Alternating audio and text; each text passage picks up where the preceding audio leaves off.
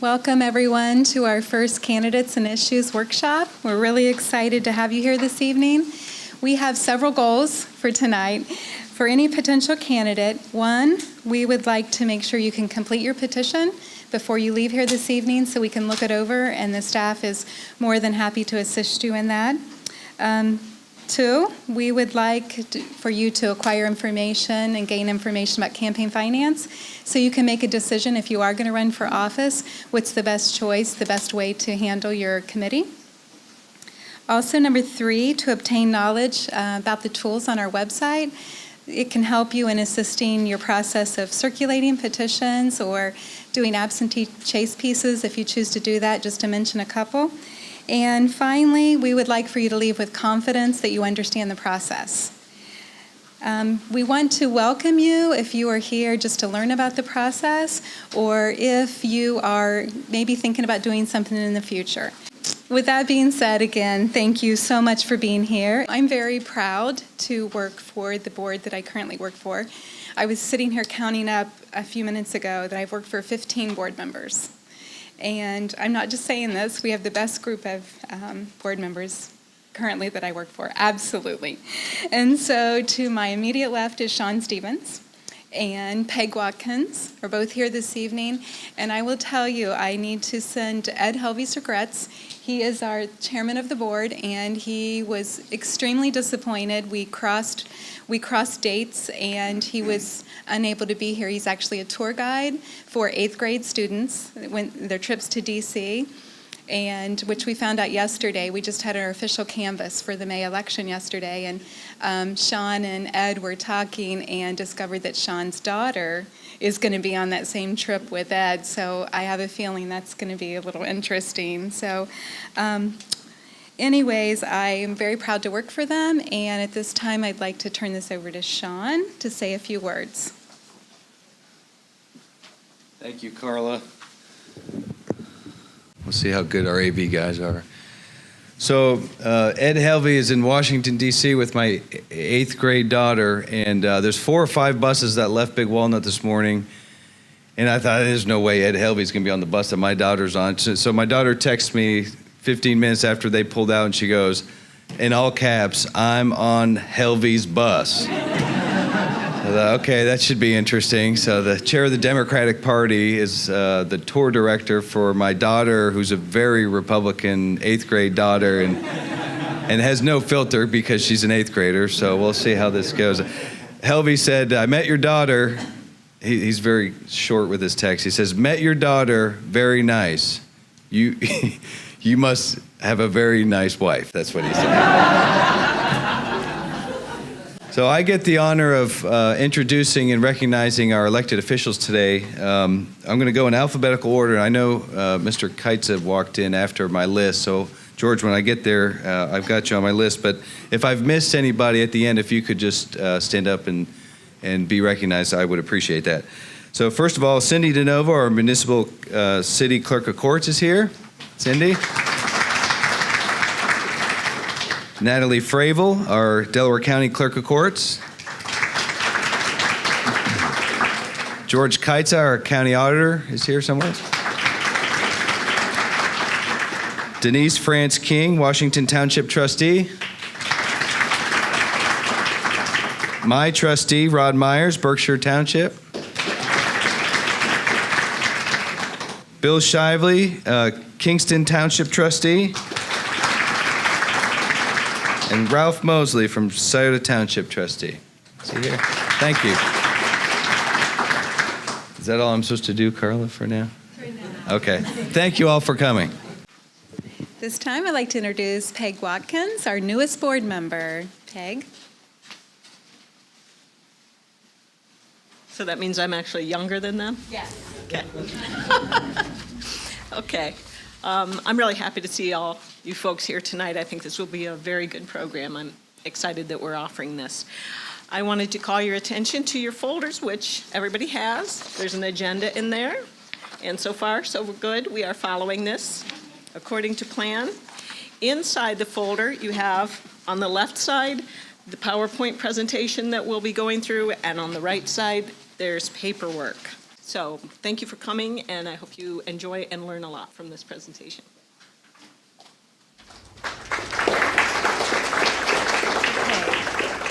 At the end of some of the slideshows, our board's going to stay here and open up for a panel as far as questions and answers. So you can, I guess, throw all the questions you want at them. But I just had one thing I wanted to say about our board. They want everyone to make it to the ballot. They work hard. It's very difficult when someone doesn't do what make a mistake on the ballot or something. They wear it on their sleeves. When people ask to come in and for reconsideration hearing, we had a lady that she came in and she looked at him and said, "I'm a really nice person, and I really want this job, and I'd be really good at it," with tears coming down. And it's so hard for them to sit there, but there's also statutory rules and guidelines and things. And so that's one of the reasons we decided to go ahead and begin this workshop. So I hope it's beneficial. With that being said, we're going to start with the actual circulating of petitions. And so I'd like to introduce to you one of our managers, Stephanie Clace. Thank you.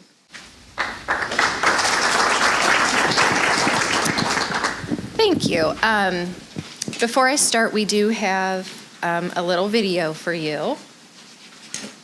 Hi, my name is Carla Herron. I'm the director of the Delaware County Board of Elections. We developed an online candidate petition module that has changed the petition process forever in Delaware County. Prior to the development, potential candidates had the option of handwriting or typing their information onto the petition, and the risks were many. Pulling the wrong form, missing a required field, or missing a section altogether, just to mention a few. We first thought about creating a fillable PDF, but we decided it just made the form look pretty and the risks were still there. We are proud to offer you a tool that no other county board of elections has. It's easy and it won't allow you to miss a step.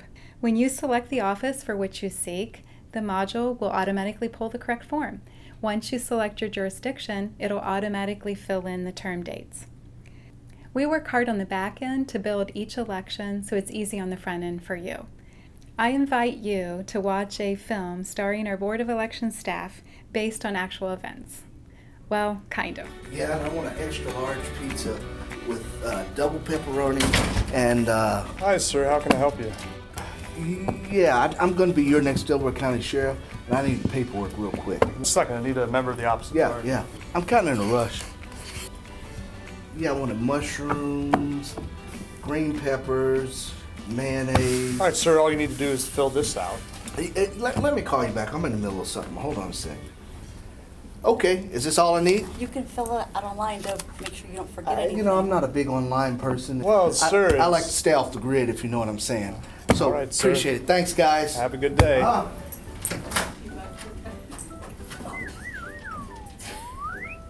Sorry about that, ma'am. That man was in a hurry. To go nowhere. How can we help you? Well, I would like to run for Sheriff of Delaware County. Great. All you need to do is fill out this paperwork and get the required number of signatures, and you're all set. Is this something that I could do online? You bet it is. You can do it at home or you can do it on one of our public computers. Well, I think it would be good to do it right here on the public computer. Great. Let's come this way. All right.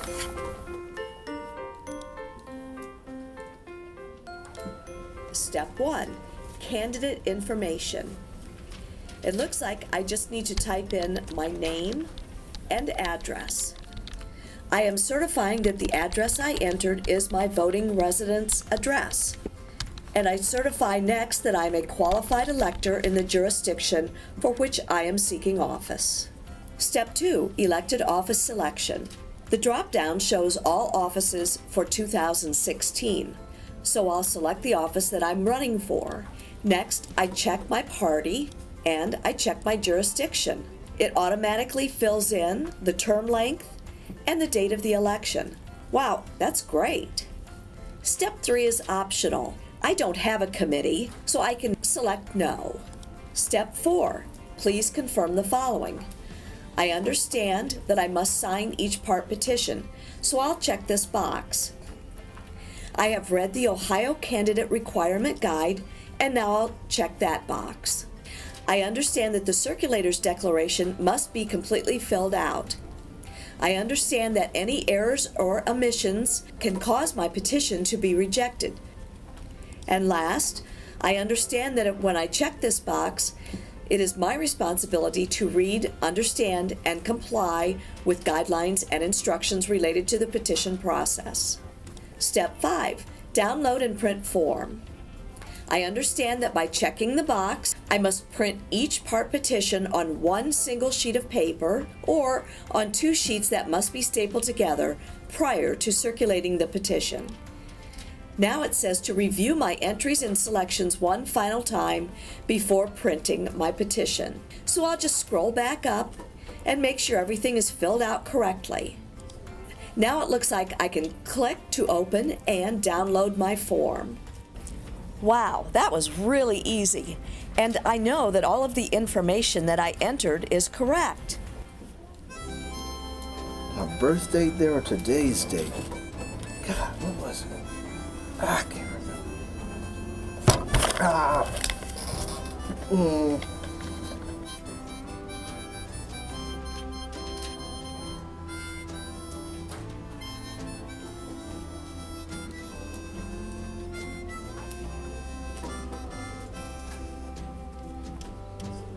Well, we're in the Thousand Party Avenue.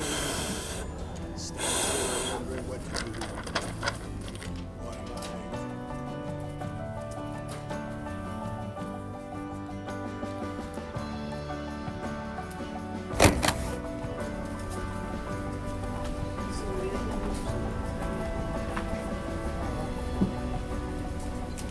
As the story goes, the gentleman that was in a big hurry went nowhere. And the lady that utilized our online candidate petition module was headed to the ballot. Perfect. Perfect.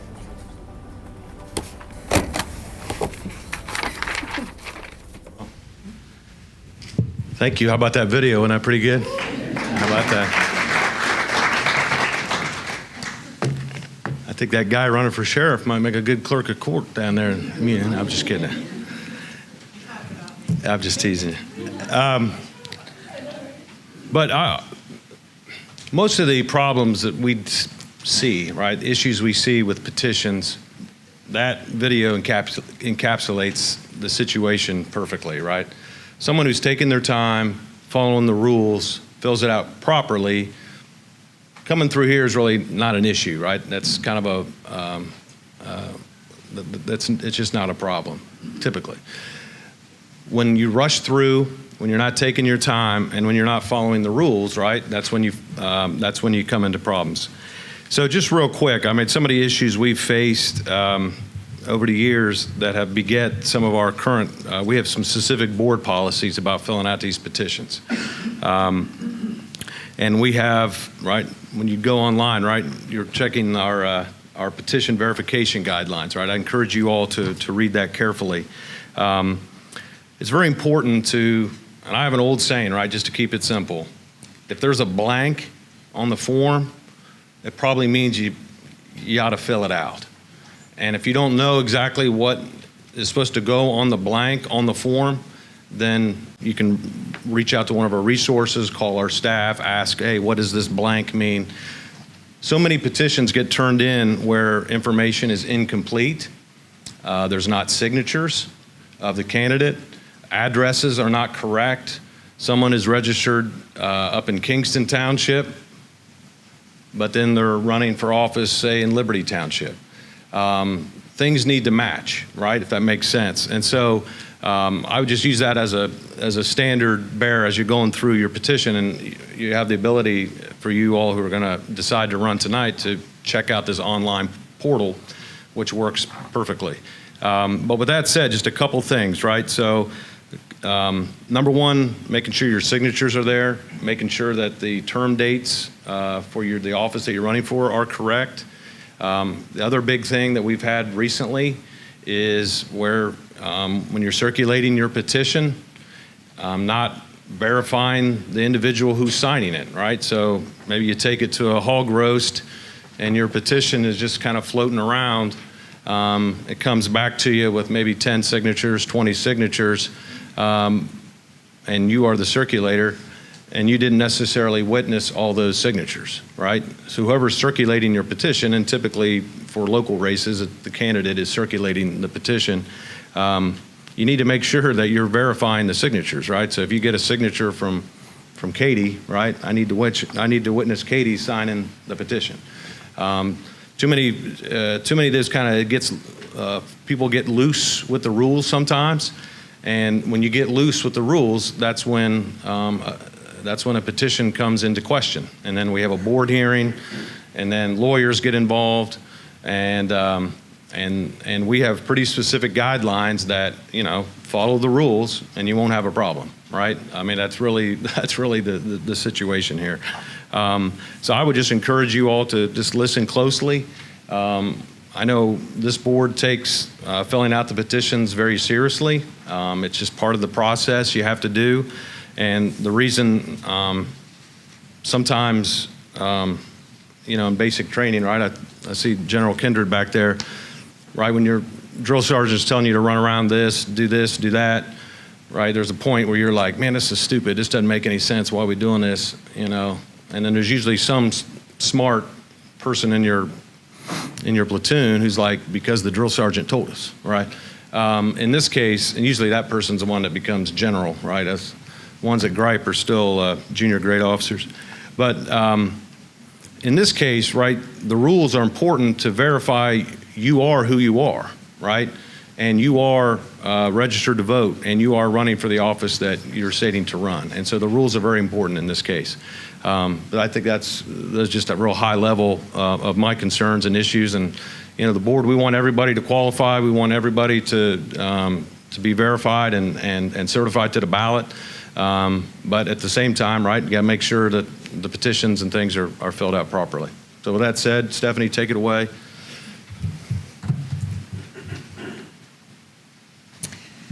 Okay. As Steve said, petitions, they sound easy. They can be very difficult. So we're here to make it a little bit easier to understand, a little less difficult. There are quite a few benefits to coming into our office versus doing this at home. We serve you in a bipartisan team. We give you a lot of handouts. If you've come into our office already, or if you stopped in to do the module before you got here, you realize we give you a lot of paperwork. We do have access to our module during our work hours. For those that may not have a double-sided printer at home, we will let you print off as many as you would like. We also answer your questions up front. It gets a little trickier when you do file the petitions as far as what we are able to assist you with. And we can also provide you assistance on the website, which Rick will cover in a couple PowerPoints from now. So you have a sample of this on the left side of your folder. When you come into the office and tell us which office you would like to run for, we will pull out this information sheet. It is specific to whichever office you are searching or running for, sorry. This just happens to be a sample. It's the 3rd Ward unexpired seat, and it contains information specific to that. So which petition form you need, how many signatures you need, and the filing fee. Each office has different requirements. And then 2 members of our staff will go over all of this, and at the end, you will sign it, as well as 2 of our staff members. Prior to circulating your petition, all candidates have to be registered voters. You also have to be qualified for the office that you are running for. So we also gave you a handout, a little booklet. It's the Candidate's Guide. It is a very good resource. So it will list if you're running for township office. You obviously have to be a resident of that township. Same with school districts, cities. Some have specific lengths of time that you have to be a resident of that. So it's very important that you read this and make sure that you are qualified before you circulate petitions and file for an office that will tell you, sorry, you don't live there. Please read all the materials we give you. As I said, we do give you a lot. It can be overwhelming, but it really is to your benefit to read through everything.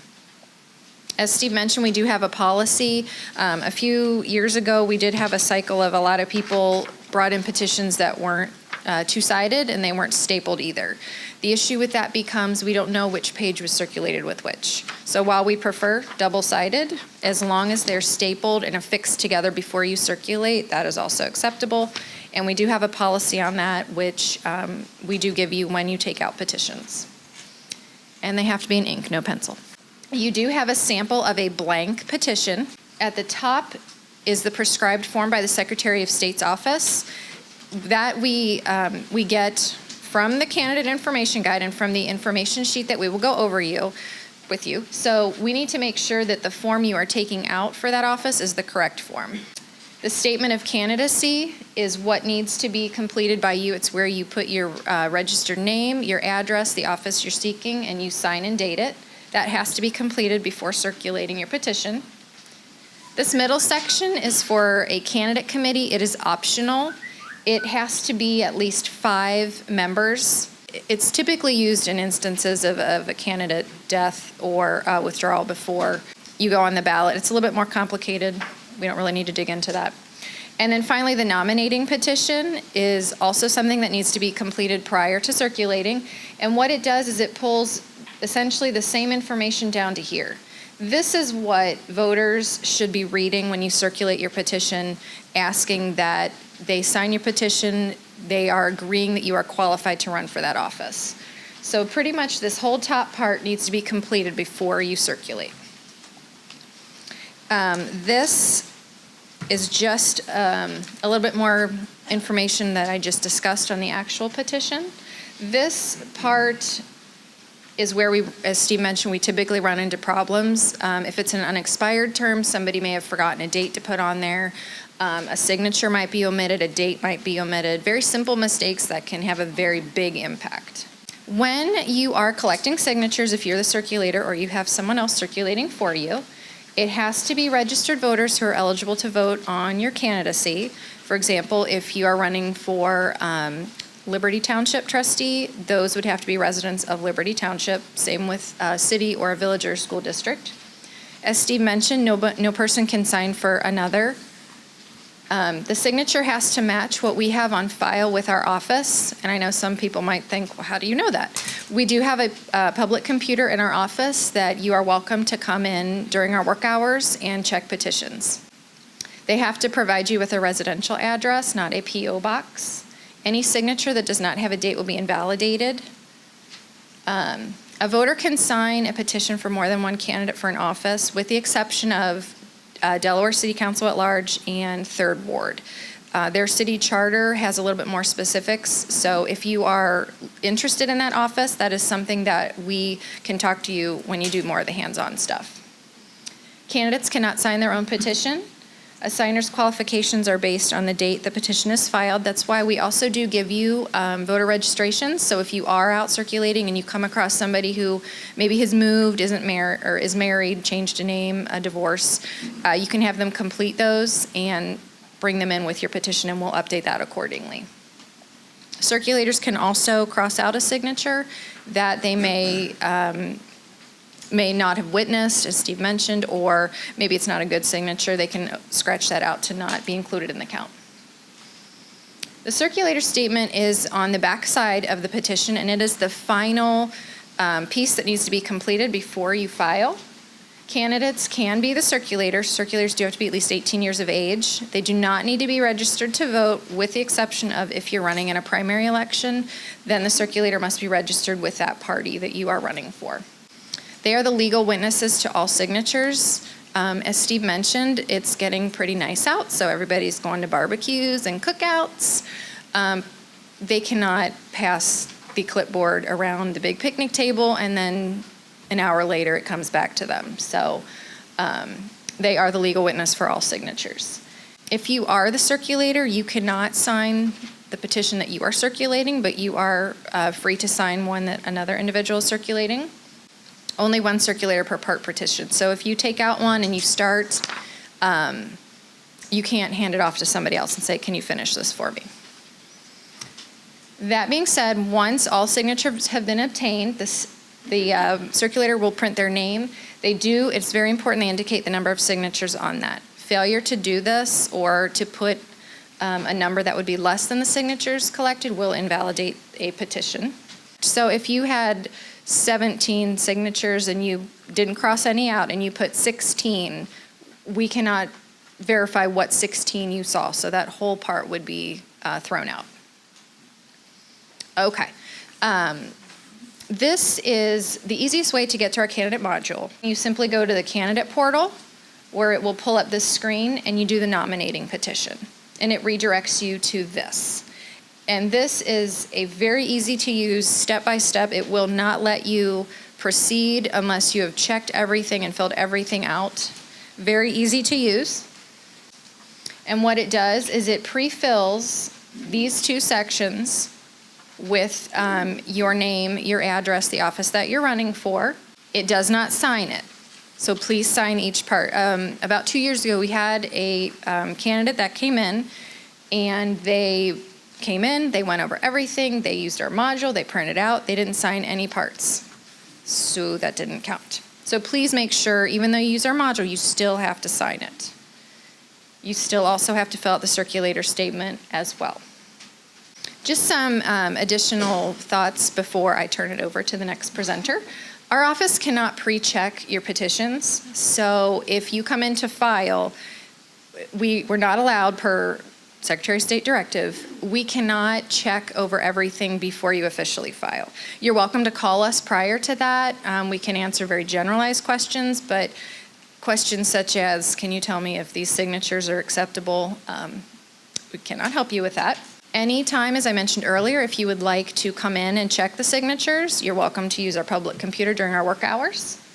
Once your petition is filed, you cannot add to it, you cannot bring more in, you cannot make any alterations.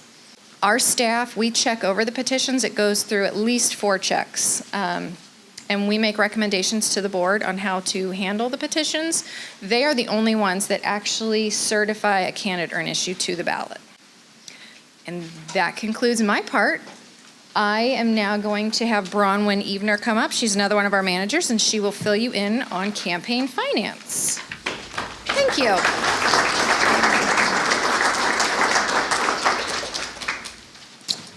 As Steph said, I'm Bronwyn, and I get the fortunate job to talk about campaign finance. I'm going to try to be as brief as I can. It's probably one of the most frightening things that you guys will do, maybe except going door to door. But besides that, it's a little scary. But with the information we're going to give you tonight, and just knowing that we're a phone call away, you're going to be fine. Campaign committee. It is the entity through which funds are raised, spent, disclosed when a candidate runs for office. A political action committee is a committee of 2 or more people with a specific purpose of supporting or opposing any candidate or issue. Getting started, picking a treasurer. Your treasurer is going to be probably the most important person that you have. They're appointed by the committee or the candidate, and a deputy treasurer may also be appointed to assist. Keep in mind that a candidate's signature is not sufficient on the reports unless you are the treasurer or the deputy treasurer. Getting started. Filing, before any activity, you're going to file this designation of treasurer. You're going to use the full name of the committee, the treasurer, and the candidate. Include office sought and update when changes occur. If you move, the treasurer moves, you get a new treasurer, make sure you file one of those new designation treasurers in our office. All contributions received and deposited and all expenses paid through this account must be disclosed. A federal identification number may be required from the committee's chosen financial institute. This number it'll be issued by the Internal Revenue Service upon request. I know we get a lot of calls from people saying, my bank wants this number. I looked on the Internal Revenue Service website, and it walks you right through it, telling you how to get it. So it's very simple. Easier than doing your taxes, but it's right there. There's several types of candidates as far as campaign finance goes. The no contributions and no expenditures do not need to file any paperwork. All they'll file is their filing fee when they run for office. This is going to be a candidate that has no opposition. You know, they don't need to buy signs, they don't need to take in any money because they know they're going right to the ballot and they're going to win as long as they vote for themselves or a couple of people vote for them. So that's one candidate. The next one is a small dollar activity candidate. They will file a designation of treasurer and they'll get a bank account that's separate from their personal account.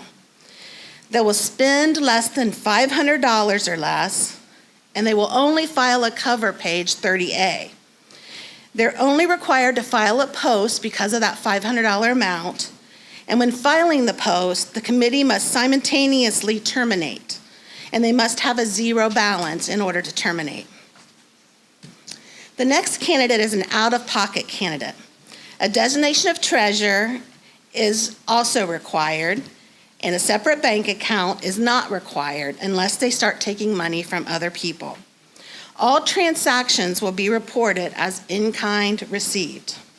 The next candidate is a local candidate waiver, and this must be filed 10 days after your petition is submitted. So you have to know pretty quickly that this is the kind of candidate that you want to be.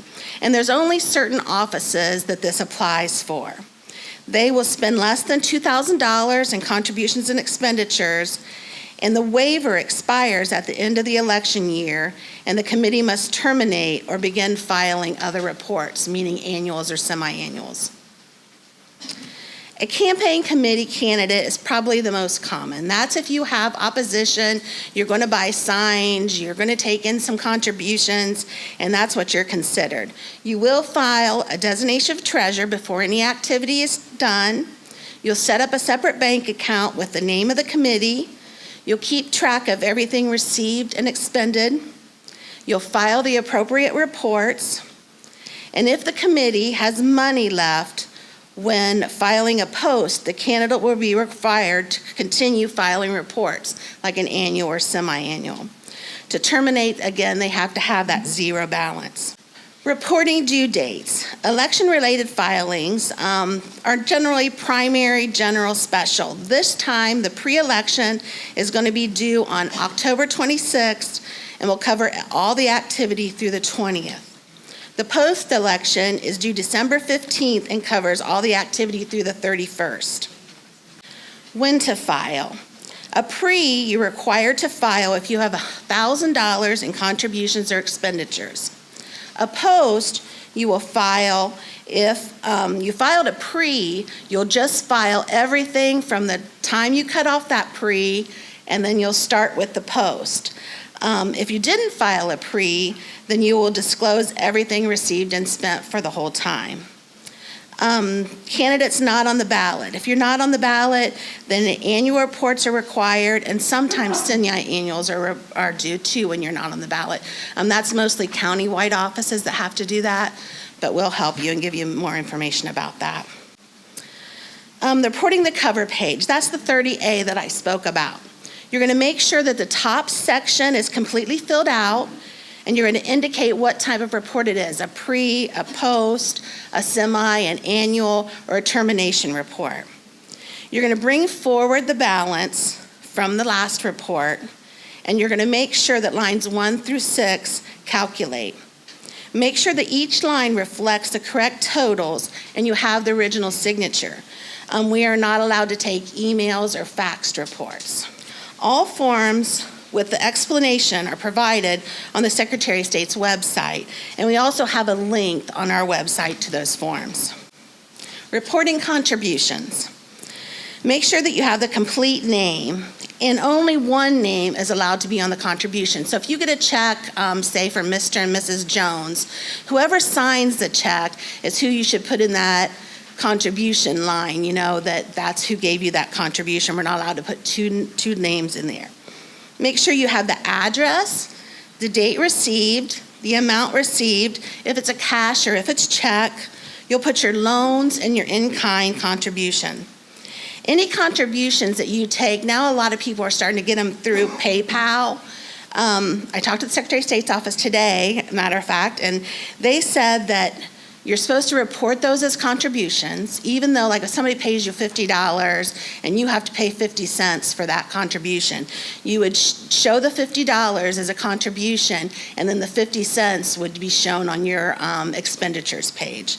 You also can, they said, tally all those together like every month and say that you have $13 in PayPal expenditures.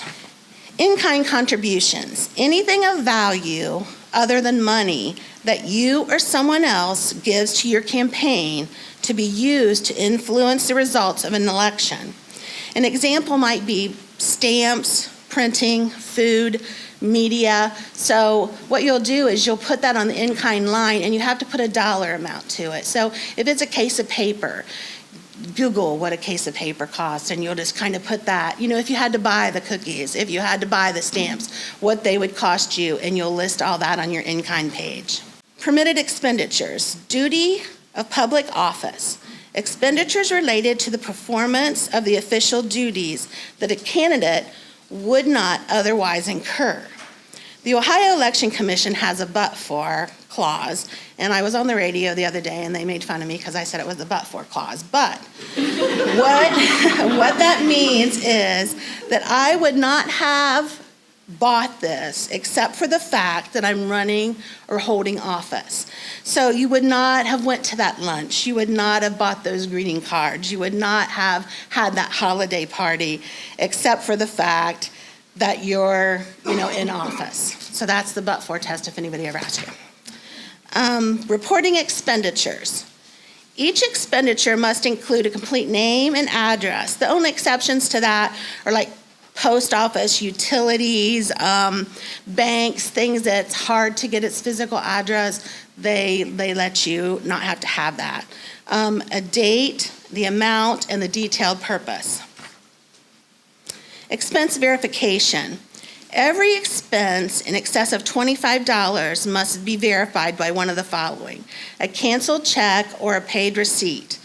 Bank statements are also allowable if it includes all those things, if it has the name of the payee, the date of the expenditure, and the amount of the expenditure. A disclaimer. A disclaimer is a portion of a political message that identifies the name of the entity that paid for the item on which the disclaimer appears. Some exemptions would be badges, balloons, clothing, cups, things that are too small to have a disclaimer on. The Secretary of State's website has a full list of everything, and there's a lot. Like maybe 100 items. If you come up with something that's not on that list, you can always ask them, with the filing, how about my emery boards are even on there, but something else that you might have. But they do have a complete list that you can look at. The name and address of a treasurer are no longer needed. However, if you are using old materials, like old signs, you're using them for the last time you ran, you have to make sure that the information is correct. So if Sue Jones was your treasurer, she still is your treasurer, but she's moved, you cannot use those signs if her address is not correct. Now, we've had some people run, and we've suggested just to cover up that part of the signs or whatever. So that's the way the law stands now. It could change in a year or two. It's changed a couple of times, but right now, you still have to put paid for by the committee to elect, but you do not have to put the treasurer. The auditing process. We as in Rand and Linda and I, are the auditing authority here at the Delaware County Board of Elections. We're going to examine your reports when you file them. And we will communicate with you. We'll either call you if you're missing, or we'll email you, or we'll put something in writing if we can't get a hold of one or the other way. And we'll work with you. If you're missing something, we'll just ask you to get it in if it is missing. But failure to respond, there's a 21-day after we've asked you and you've not responded in 21 days, we do have to turn you over to the Ohio Election Commission. But as long as you give us a call and say, I'm waiting on those checks, I'm waiting for this, we'll work with you, so don't be scared about that. Amendments. Amendments to the reports are only filed if the report is incomplete or inaccurate. So it's missing something or you made a mistake. You do not need to file an amended report for like voided expenditures, or if a check hasn't cleared and came back. Once those came in, if you let us know, then you can just bring those into the office and we'll add them to your report. Terminating. You must have no balance, no outstanding debts, no outstanding loans, and the termination box must be checked. If you did give yourself a loan and you still have a loan, you can always forgive that loan, and then you still can terminate. Resources. Our resource is DelawareBOE.org. I think a couple of people have said that, and there's a lot of resources on there. We have on the campaign finance module, we have deadlines, handbook, the guide, and forms. I'm going to show you the candidate search through the candidate portal. All the candidate filings are available on our website. So you would go to candidate portal and candidate finance search.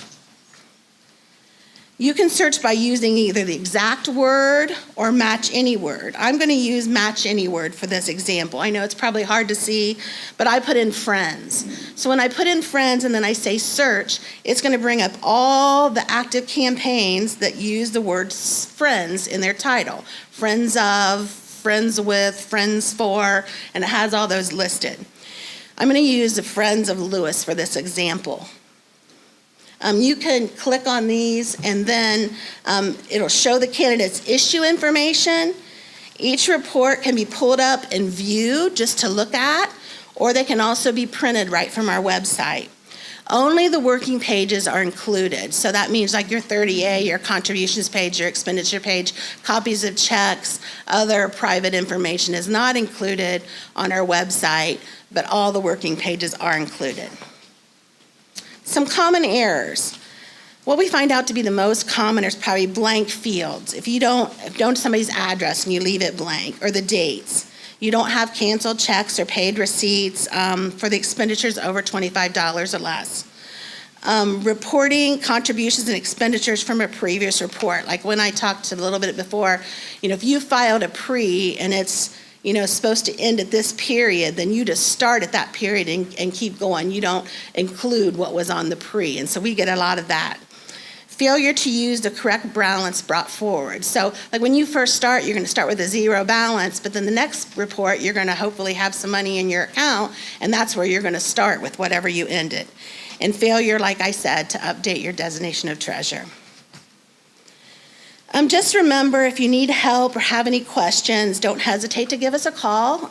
We're there to work with you, and we would rather help you on the front end than after a mistake's been made, so always give us a call. Next is going to be Manager Rick Hellwig, and he's going to talk to you a little bit about our website and the data.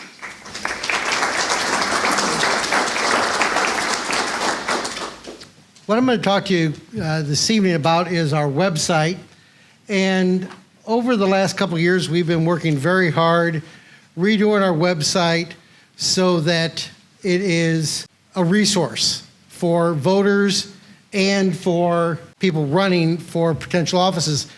Just to start with, here, this is the homepage of our website.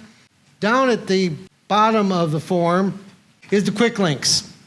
So, for example, we're going to start looking at the voter report section. If we click on voter reports, there's a couple different formats. You can bring things out. You can do it as labels. You can do it as a PDF report, or you can do it as a downloadable file. We're just going to go for a downloadable file. We're going to say no election filter. If it's a primary that you're working with and you only want to have the list of voters for a specific party, you can check or uncheck those boxes. In this case, for the fall, it's going to be a nonpartisan thing. You probably want to reach out to everybody. Filter by precinct, district, filtering. We're just going to say we're going to do a precinct, and we're going to leave it with Ashley. We can have the output sorted either alphabetically, by precinct and alphabetically. If we want to include the mailing addresses for those voters, we can either include that data or we can leave it off. And finally, we start processing, and then you have to click download my file. And if we open that up, and here's a list of all of the voters, their addresses, some other, if they got a mailing address. It has other data on them, like what is their voter history? How active are they in the elections? You might want to look at the past elections for local races. And maybe you filter by that, see who is more likely to be active in actually casting ballots. So you're not sending out information to people who, generally speaking, don't have a history of voting in those particular kinds of elections. Again, we can do the labels. We'll just print out everything the way we did it, hit start processing. And we use, this is a template that's set up to do 5160, Avery 5160 labels. You just get yourself some Avery 5160 label stock, print it out, and you're good to start mailing. The final one that I want to show you in this one is household. If you're wanting to, like you're doing those mailers, you don't necessarily need to send 2 flyers. If we click on household, it's only going to generate 1 address for that particular household. It's not going to generate 2. If you have a husband and wife, or maybe you have kids who are college-age kids and you don't want to send 3 or 4 pieces of the same material to them. So we can click on household. And then the walking list, what the walking list is it sorts it by the street address. So if you're going to go out and you're going to do door-to-door campaigning, you'd want to generate a walking list. Click on the walking list button, and it's going to have whose houses in the order, and it goes down one side of the street, so it has all the evens, then it get to the end and it shows all the odds going up the other side of the street. The other one that is very helpful to you is the absentee report.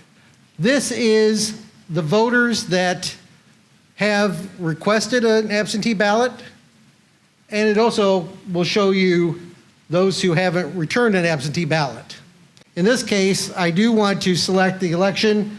In this case, I'm going to stay with the one we just finished, the May special election. Mail out means we've mailed them a ballot. In office means they've come in here to cast a ballot. Hand carried means basically they came in here and wanted to take a paper ballot with them. And finally, nursing homes, those are people who are currently residents of a nursing home. And here's a set of labels for everybody who during that month-long period requested an absentee ballot. I'm going to go change it down to the comma separated value again. And one of the things, the reason I want to show you this is, this not only has a lot of data on it, but over on the, towards the far side of it, there is, but whether it's been received or not, what the date was it was received. So you can look again, if it shows up as received, you probably don't want to send them any information. They've already sent their ballot back in. Okay, and now it's my pleasure to turn it over to Carla Herron to talk to you about, you're now elected, what kind of things can you get into as far as filing levies and that kind of thing.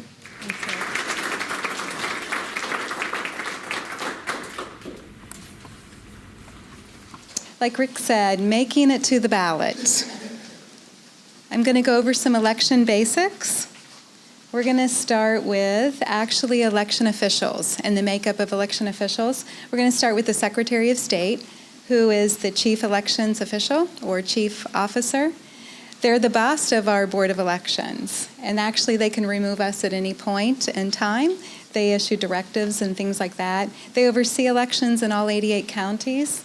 We have 4 board members, which you met 3 of them, 2 Republicans, 2 Democrats, and then we have a director and a deputy director, and the director must be of the opposite party of the chair of our board.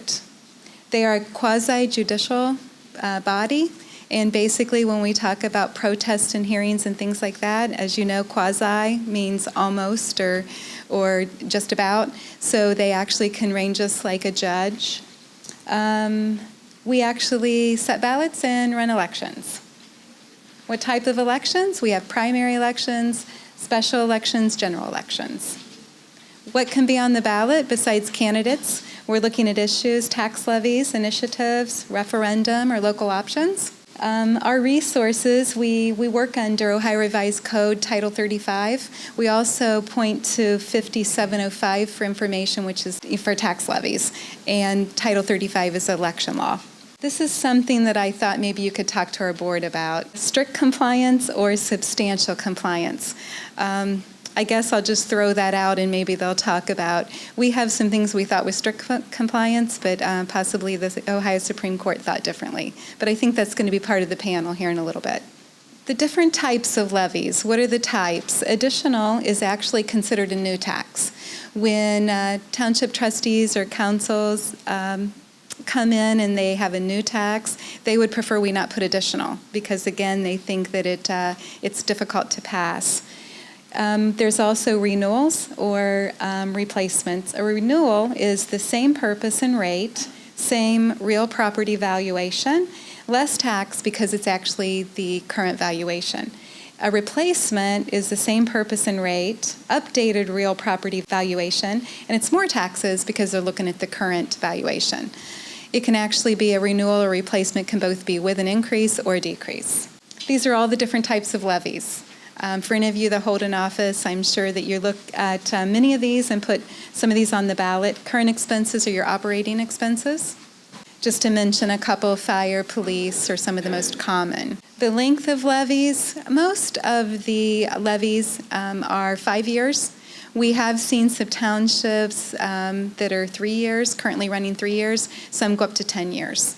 If you are an elected official and you want to file and put something on the ballot, we always say it's as easy as 1, 2, 3. It's basically a 3-step process. You need a resolution of necessity, the certificate from George Keitz's office, and a resolution to proceed. The resolution of necessity, basically you hold an open public meeting and you declare it necessary to levy a tax. You have to list the purpose of the tax, the type of levy, the section of Ohio Revised Code that is relevant to the type of tax, and we request from George his certification, or what we call an auditor certificate. He will give you actually the total current valuation of your district, the number of mills required to generate a specific amount of revenue, or the dollar amount of revenue that would be to actually generate a specific number of mills, if you give them a certain number of mills. The taxing district then must certify the resolution to the county auditor. As I stated, the auditor must issue the certification within 10 days. Once you would request the valuations from the auditor, he has to do that within 10 days. Basically, it will have the total current tax valuation of the district, the number of mills required to generate a specific amount of revenue, like I just said. And then you as an elected official will have to then pass a resolution to proceed to the ballot. Basically, this has to be done in that order, in the 1, 2, 3. It has to be done in that order, or we will not certify it. Our board will not certify it to the ballot. The actual resolution to proceed must include a statement that it is the intention of the taxing district to proceed to the ballot. And again, it will have to list your rate of tax levy expressed in mills for each $1 in valuation as estimated by George. Okay, this is kind of a topic of the strict compliance or substantial compliance. The resolution then, the fiscal officer will come to our office and file. It has to be filed, actually, Ohio Revised Code says 4 p.m., 90 days before the election. Typically, not always, it is the day after the election. So this is something as an elected official you have to consider. If you're thinking about putting something on the ballot, but you think it's risky, maybe you've decided to go with a replacement with an increase, and you think it's possible it will not pass, you have to prepare to fail. You have to go through all the 3 steps and actually be ready to walk through the door the day after Election Day with another resolution and the auditor certificate and resolution to proceed, because the filing deadline, like I said, is the day after election. So this is something that's caused some issues of making that happen the day after, which, again, I think our board's going to speak to that a little bit here in just a couple minutes. Oh, let me back up. I apologize. The other thing is, because we've had some close calls the day after Election Day, we were asked if our board would accept a filing by email. We had never done that in the past, and again, there was talk about knowing which email to send it to, timelines, etc. Our board did pass a policy that actually said you must do it by hard copy and it must be in person. With that being said, with the issue that happened in Delaware County, it has now become a law. So it is required for all 88 counties, when you file, you must be in person and by 4 p.m., 90 days before the election. Okay, what do we do here? We accept the filing. We actually certify, our board will certify it to the ballot. We prepare the ballot language. Lots of times the resolution to proceed actually has the ballot language in it, but we're required to look at the past ballot language, and there cannot be any changes except for what's statutorily required or allowed. We do publish in the newspaper. We conduct the election, and then we certify the results. Initiatives. What are some types of initiatives? Actually, home rule. Aggregation, electric, and natural gas. That's been something that's several of the townships have already passed and had on the ballot. I know Berlin, I believe, is one. Let's see, regulations for an adult-oriented business, zoning, township zoning, and JED or JEDSI. Also, when we look at, this is something for any township trustee that's currently a trustee or is considering running for a trustee's position. They actually work under Revised Code 519.12. And, you know, what it says is that the township follows procedures for zoning amendment. The amendment becomes effective 30 days after the adoption, unless there is a referendum petition that's filed. It is actually filed with the township trustees. Many people will call us and say, hey, has there been a referendum filed? They don't file with our office, they file with the Board of Township Trustees. The Board of Township Trustees, or in the case of a referendum for council, it is actually the job of council or the township trustees, if there's a referendum, it is their responsibility to actually determine whether it is sufficient or valid on its face. Once they've determined that it's valid on its face, then they will certify it to the board within 2 weeks of receipt of the petition, but it must be prior to 90 days before the election. They actually should do this in open session so they have a record that they've actually certified the petition. We then, in the case of a zoning referendum, we would actually check the signatures, the number of signatures, send it back to the township and say, yes, there's enough signatures, or no, there is not enough signatures.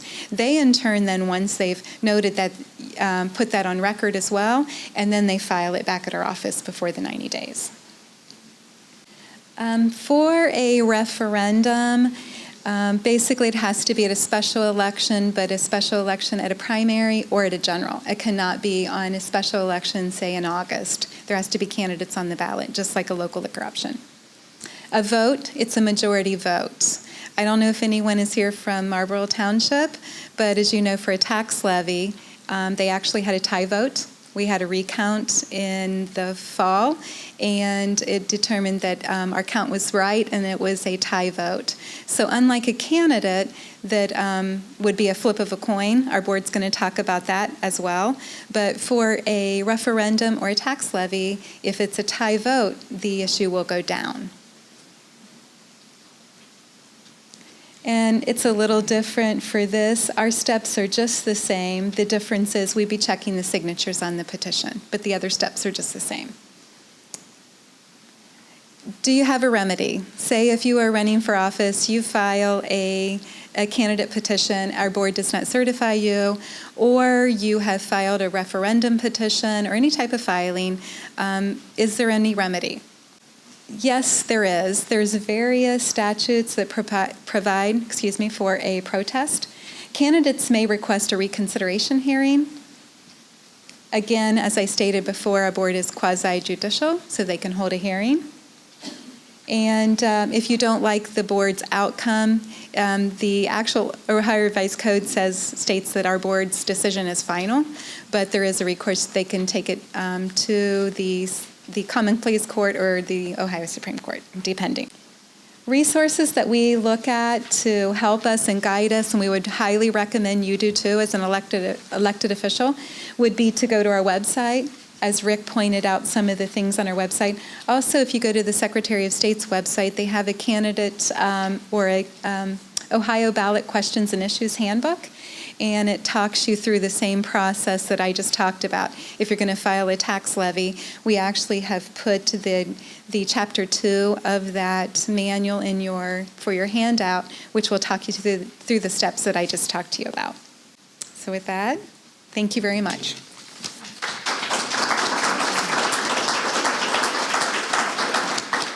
Okay, what I just talked about was things going on the ballot. It does not come cheap to go on the ballot. And so I'm going to introduce Brenda Manley and Brett Riffle, who's going to talk to you about the cost of elections and how it's charged back to the subdivision. Good evening, and thank you for coming tonight. My name is Brenda Manley, and this, of course, is Brett Riffle, and he's my partner in crime. We're going to discuss chargebacks from the Delaware County Board of Elections. So, as Brenda said, I'm Brett Riffle. And yes, I'm going to talk to you about chargebacks. We, with my colleagues Rand Giebert and Ali Solov, we've been going out to various townships. We have 18 townships. We've been to 11. So, sorry, Berkshire and Scioto, you're going to see what you've already seen. But we've been out there to talk to them about chargebacks, about poll worker recruitment and filings and the website.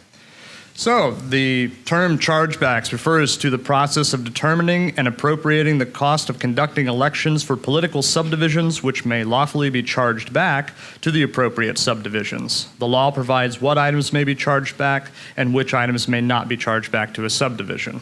All of this comes straight from Ohio Revised Code 350117.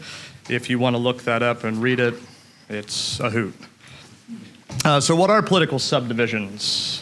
They are cities, villages, townships, school districts, vocational school districts, fire districts, and library districts. So what is charged back to those? Compensation of judges of elections. That's all of our poll workers. The cost of renting, moving, heating, and lighting polling locations. We use a lot of large buildings. Most of them are churches, so we have to pay them for that time. The only places that we don't pay are public meeting halls, which are township halls or anything owned by the county or state. Cost of placing and removing ballot boxes and other fixtures and equipment. That is all of our voting machines. Right over here next door is our warehouse, and there's a lot of Ivotronics in there. We have one van at our disposal, so getting these out to 50 locations would be nearly impossible if we didn't have a moving company, which is E.E. Ward, that we have a contract with. Cost of printing ballots, cards of instructions, and other supplies. This is all of your absentee ballots. Each absentee ballot that goes out costs $1.31 when it goes out. So that's for the paper that's inside of there that are instructions on how to vote it, the ballot itself, which is about 45 cents, and then 71 cents for the postage to send it out. The cost of delivering ballots, cards of instructions, and other election supplies. When we send our poll workers out, we send a big giant bag with them that has everything that they're going to need for that day. Pens, magnifying glasses, hand sanitizer, I voted today stickers. But we also send out a number of paper ballots for provisional voters as well as people who don't want to vote on the machine and want to vote a paper ballot. Advertising is the next cost. That every time we put something on, it needs to go into the Delaware Gazette, so we have to pay them for that. And then all other expenses. That's a fun one. That's just a catch-all for us. The example that I use about that is the last primary election. The Supreme Court decided about a week or so before the election that 17-year-olds could vote on certain issues. So we had to order ballots for each 17-year-old that resided in each precinct that was going to be voting. And not only did we have to do that, we had to get them a Democratic ballot, a Republican ballot, and a nonpartisan ballot so that they could poll one of those when they showed up. So that was quite costly, and that fell under all other expenses, seeing how the ballot was already done. All of these things up here are charged back during special elections and odd year elections. And then during even years, which are your federal gubernatorial elections, the feds and the state pick up most of the costs. The only thing that you'll pay for are ballots and advertising. And this is a visual representation of this. On the left here is the form that we send to both of these we send to the Secretary of State. The one on the left is for a special election. The one on the right is for an even year election, and you see that there's only ballots and advertising. So there was a big wrench thrown into all of this. I guess it's not really a big wrench, but it is House Bill 166. This became effective last September, right before the election. This bill mandated that we now provide an estimate to any political entity that comes to us and wants to put something on the ballot.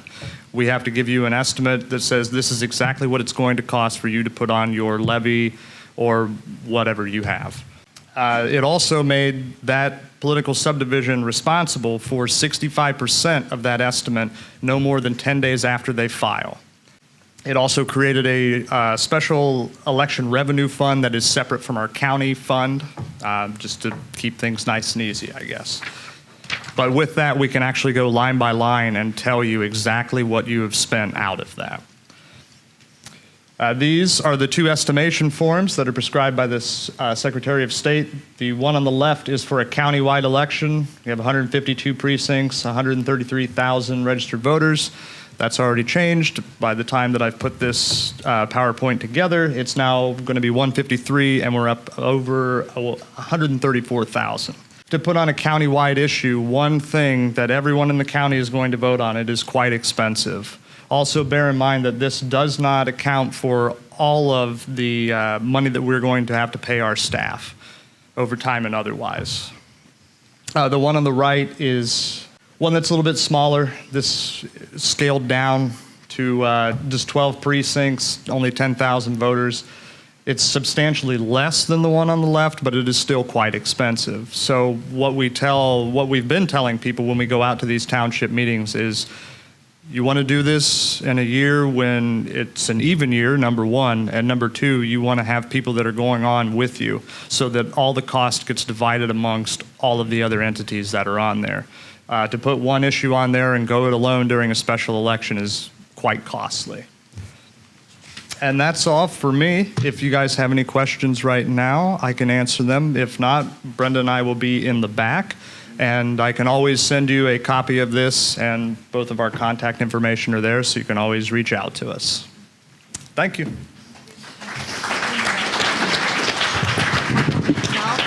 Actually, Brenda Manley has a real quick story for you. Oh, I love it. We're going to put it back in here. I just want to remind you that when you go out and you get your petition signed, to ask if people want their signs put in their front yards. You spend a lot of time getting your petition signed that you don't want to have to go back and do it again. My hubby went the first time he ran for township trustee at Thompson Township. He was gone for 2 to 4 hours, and he came back with like maybe 2 to 4 signatures. In this time, you end up helping people move furniture. You try pieces of pie that they baked all day.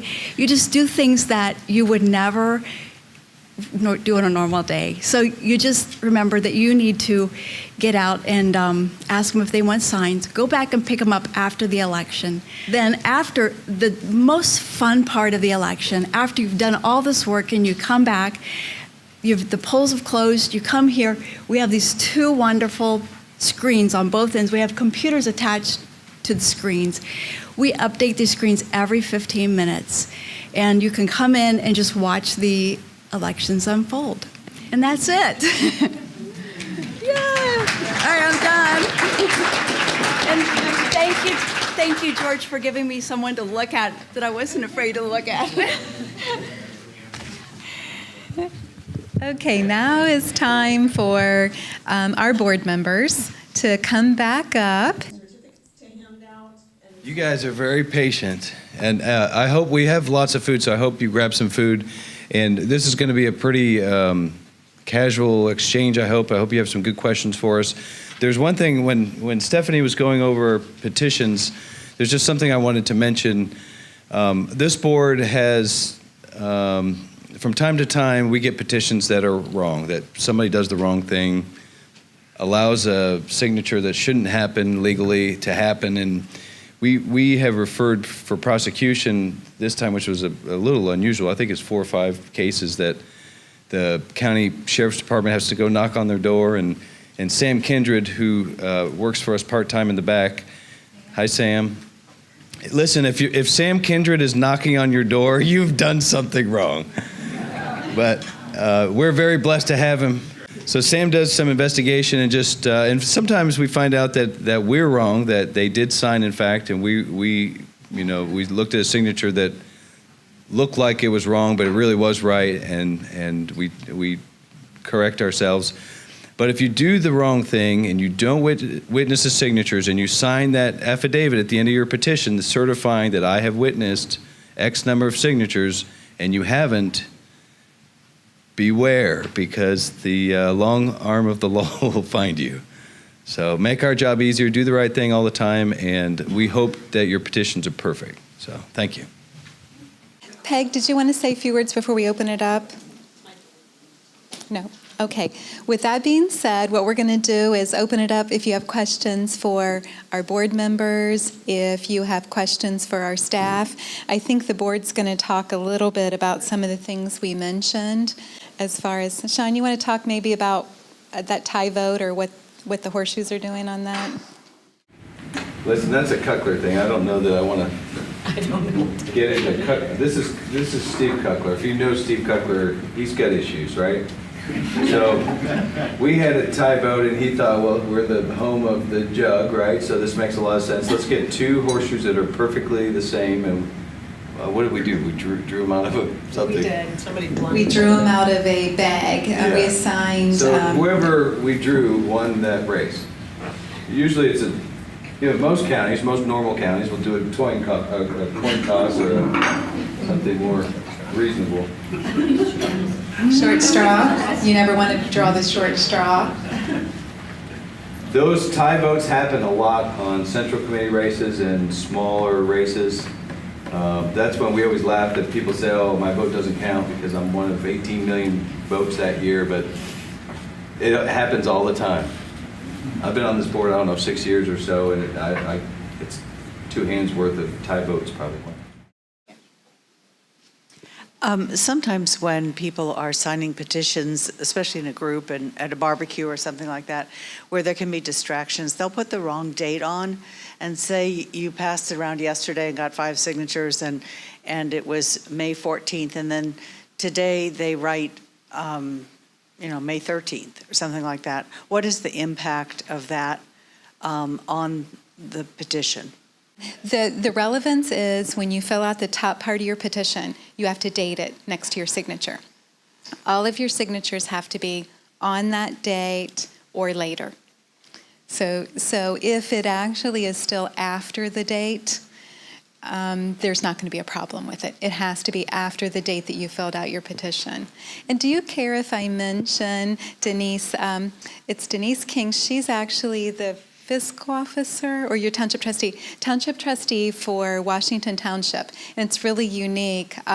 She actually is in a township that actually spans 3 counties. It is actually Union County, Franklin County, and Delaware County. And so I thought it's pretty unique. She had a little story. Do you want to share it with them, how that came about? A boy who was, a young man who was at Miami University, he came home at around Christmas time, I think it was, anyway, some break from college, and he had his tonsils out. In the middle of the night, he didn't feel too well, and he went to his parents and said, I don't feel too well. He collapsed, I believe, and they called 911, and he was in the Concord Township portion, Delaware County, of the city of Dublin. And at that time, the city of Dublin was served by 3 township fire departments, Perry, Washington, and Concord.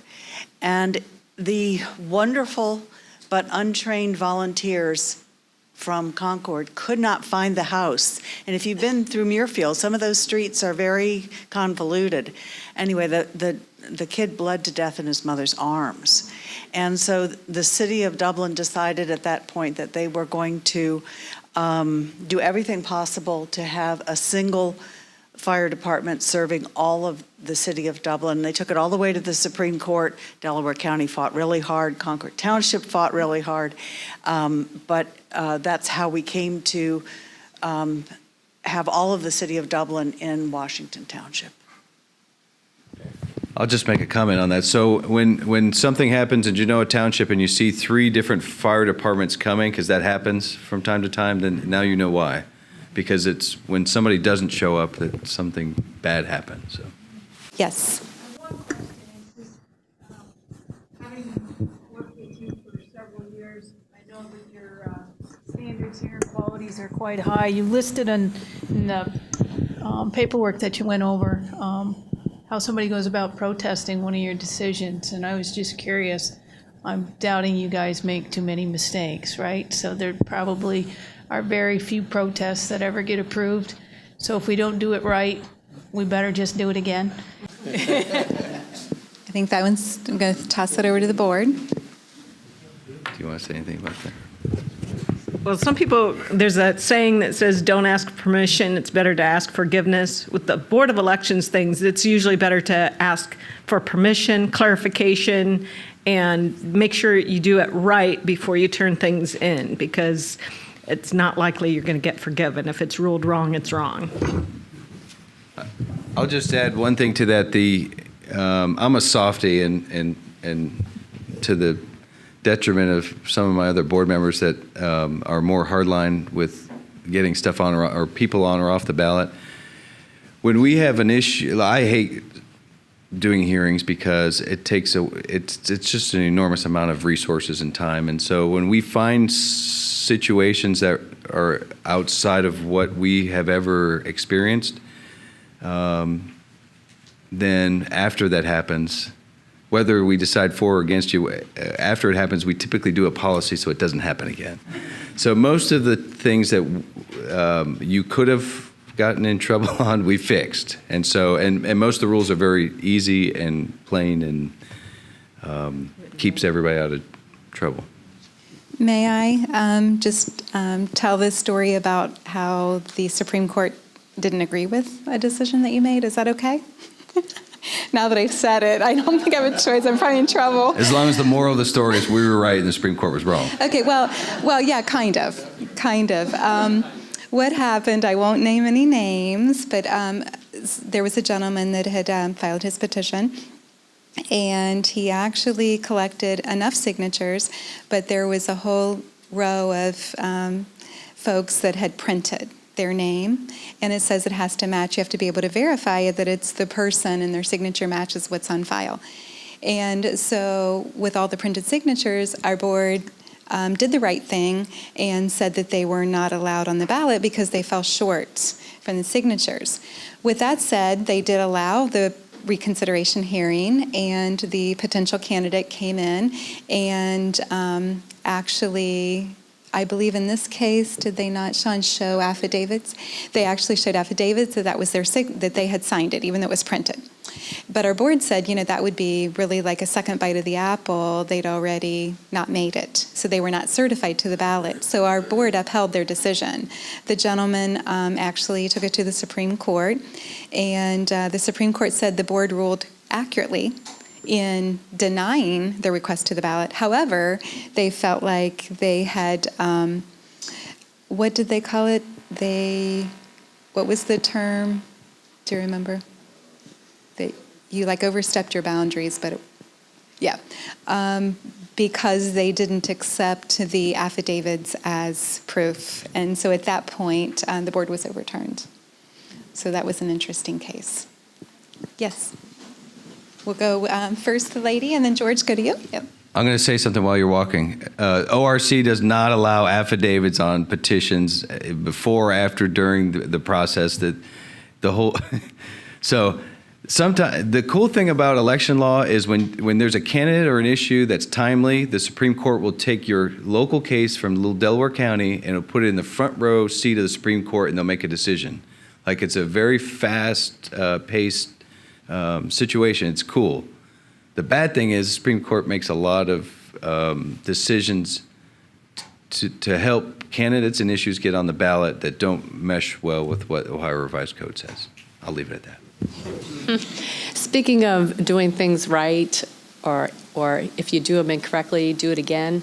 Let's say you turn in a petition and for some reason it's not valid.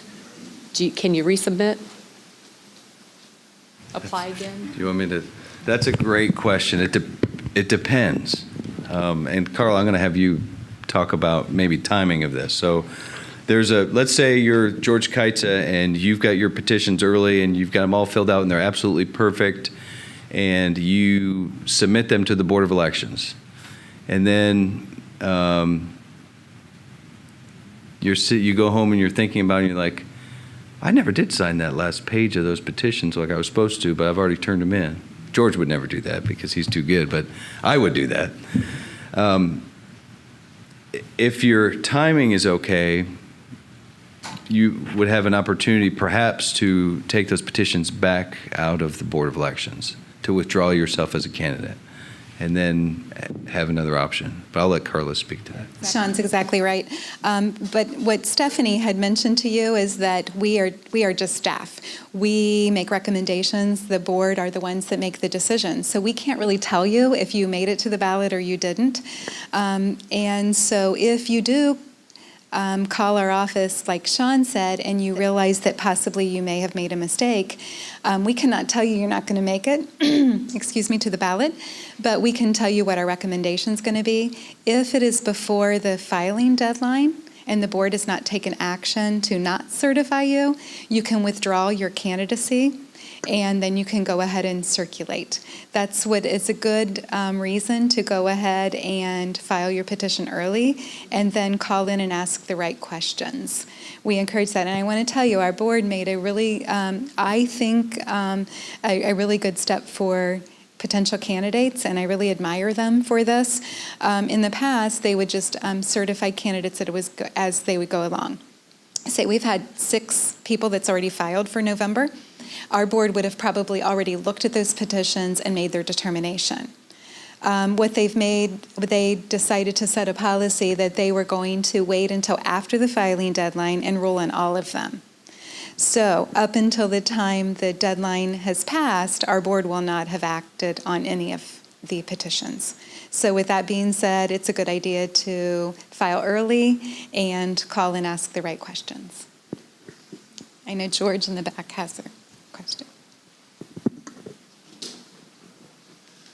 Actually, Carla, I think my question's for you. I was looking, when you were doing your presentation, you talked about something, the timing just didn't make sense to me. If we put something on the ballot and it loses, we have to be ready the next day? I don't understand what that's about, because it's a lot more than 90 days before the next election. Mm-hmm. Yeah, actually, if you think about this, you don't have to go on the very next election, but if you want to, it falls for the most part the day after an election. If you figure the date, like say, this particular case, it's not. It's 1 week difference because it fell very early because it was May 2nd. But the first Tuesday after the first Monday in any given month is typically 90 days before the next election. But like the November election and the May election would have been... There's an August in between. Right, okay. So it would be the 90 days, if you figure out 90 days before August, it will usually fall the day after the May election.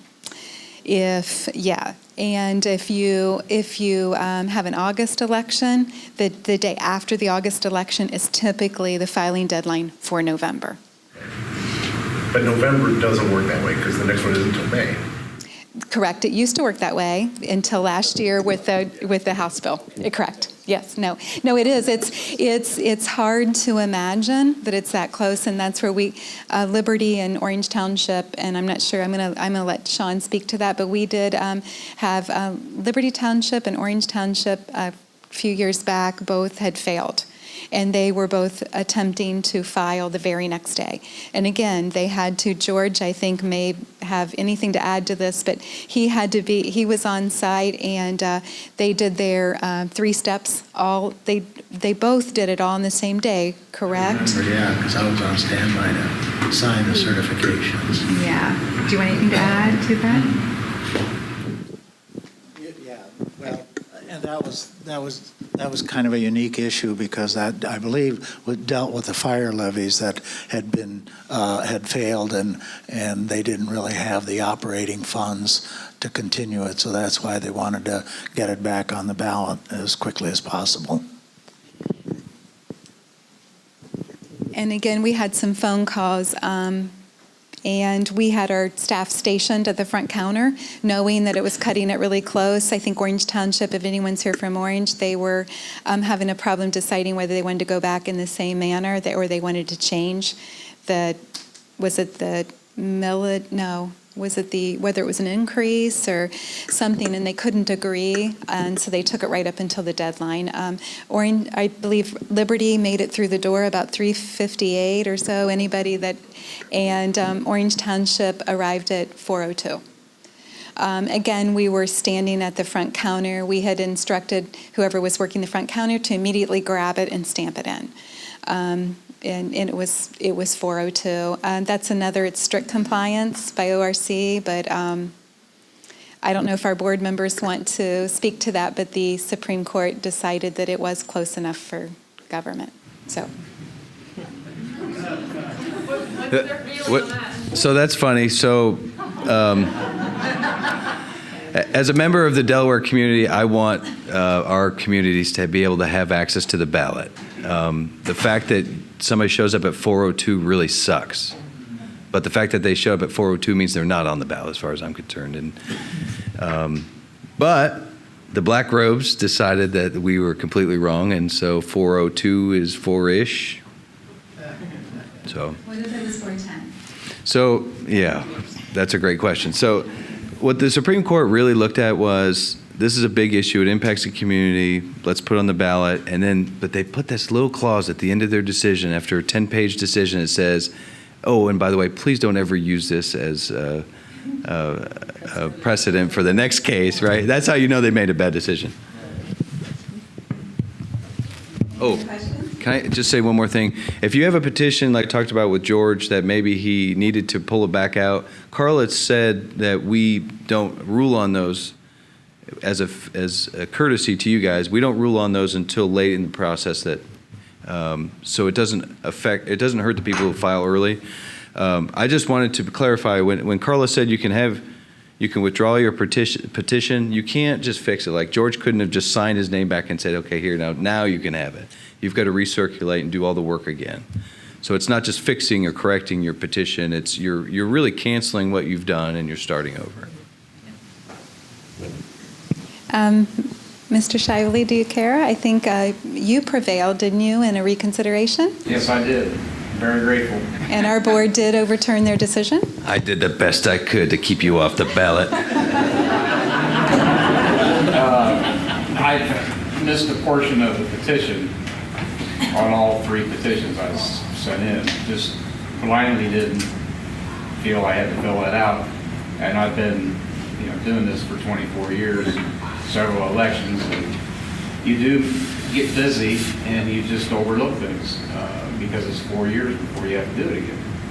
So I took it for granted that was a section I didn't have to fill out, and I did.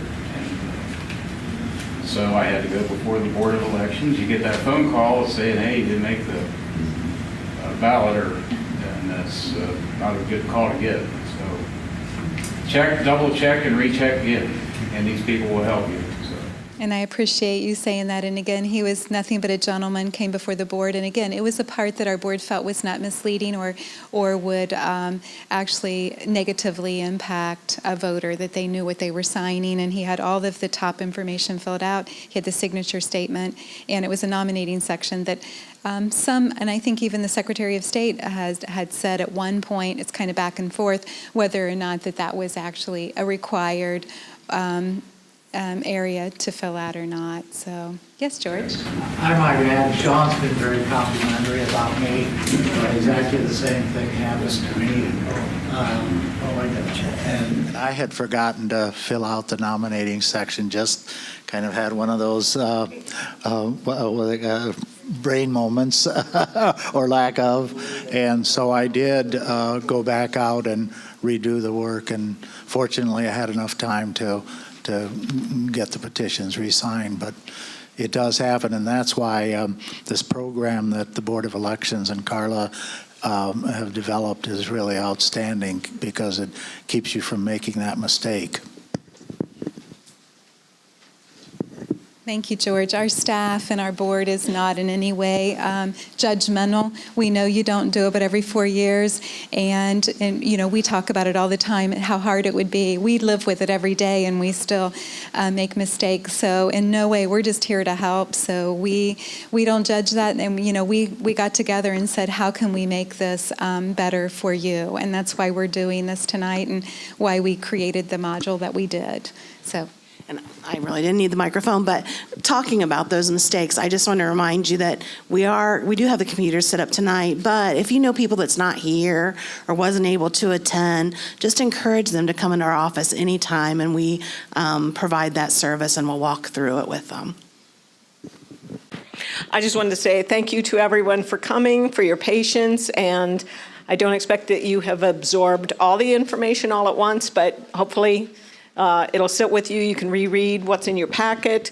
And as we've said multiple times, the Board of Election staff is here to help you when you call 833-2080. They will answer the phone.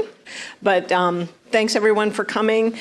We have certificates to hand out, and there's also dessert we want you to help put away for us so that we don't have to eat it all. And we hope everyone has a great election season.